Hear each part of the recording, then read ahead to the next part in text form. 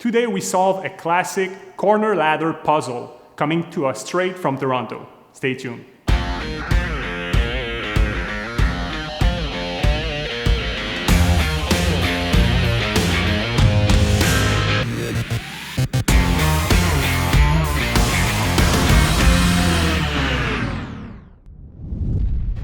Okay, so here we are in front of the situation we're going to look at today. So as always, we're going to do this in 4 steps. Step number 1, we're going to identify what we need to protect. Step number 2, we're going to identify the falling hazard. Step number 3, we're going to define our solution.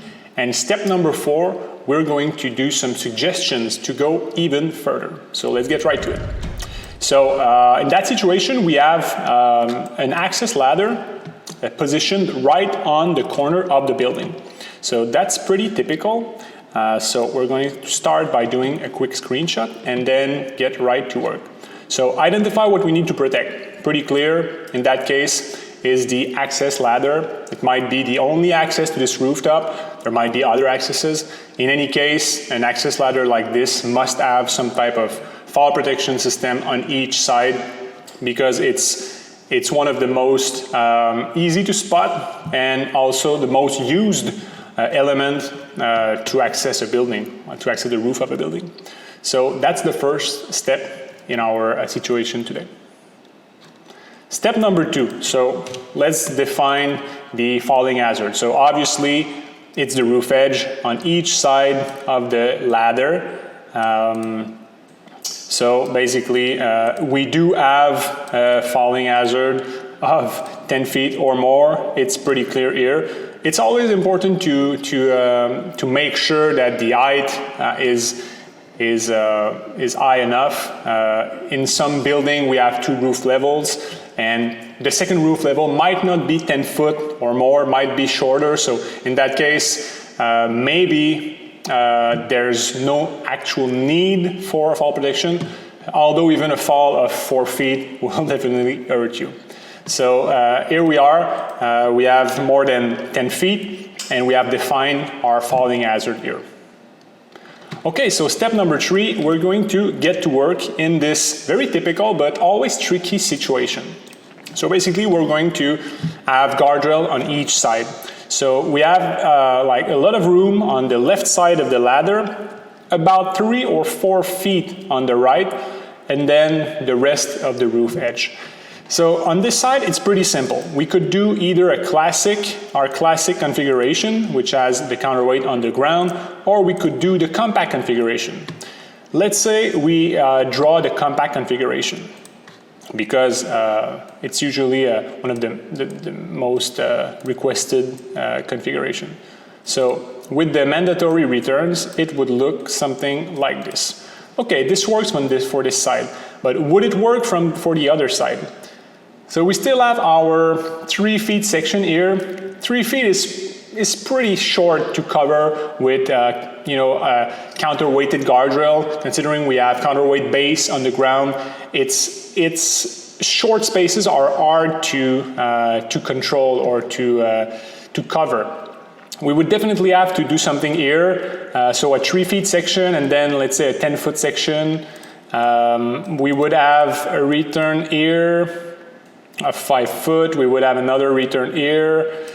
We would have to confirm if the space here is enough to be able to accommodate all these counterweights. I'm not sure it's the best way to go, and certainly not the not the cheapest, not the most economical. So I think the best solution here is to go with the classic. So on the side, we would have a 10-foot section of classic, that's usual. Here, instead of trying to incorporate the corner, I would just cut the corner. So install a protection here. Yes, we will lose that maybe 3 foot just out in the outside, but it will make the protection much simpler and much easier to install and simpler to define as well. Instead of having to deal with this 3 foot section, we're just going to eliminate it. So then we end up with a typical corner situation with a ladder, and we have a setup actually designed exactly for this in classic.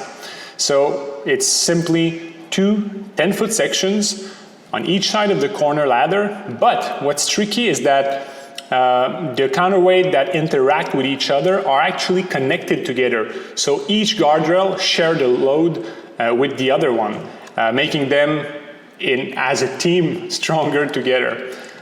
So this is truly the best way to protect a corner ladder like this one. When we suggest this, we often have comments about the amount of weight on the ground. It's not untrue. However, my answer to this is always that you're on a rooftop. Like, it's important to see where you're stepping. There might be gas line. There might be a little parapet wall separating different roof areas. You always have to keep your eyes open when walking on a rooftop. Okay, so step number 4, what could we do to go even further? Well, this looks like a pretty big rooftop, so of course I would look at other HVAC units where there will need to be some maintenance. So a good first step is always to start with the maintenance need, the actual need of the building owner. And then let's say we have another section of roof guardrail here. Well, the best practice would be to connect this section with the ladder access with some warning line, exactly like this. And then in that case, I would maybe extend a little bit here, and maybe add a compact return or something like this, just to create a very complete safety perimeter, starting from the access and then making its way all around the rooftop according to the maintenance need of this building. That's it. I hope you have enjoyed and learned with today's situation. Thank you so much for your time and your attention. Do you have a similar situation on your building? Contact us by email at info@deltaprevention.com and we'll get back to you in 24 hours or less. To get notified of our next video, follow us on YouTube or subscribe to our newsletter by clicking the link in the description below. Thanks again and stay safe.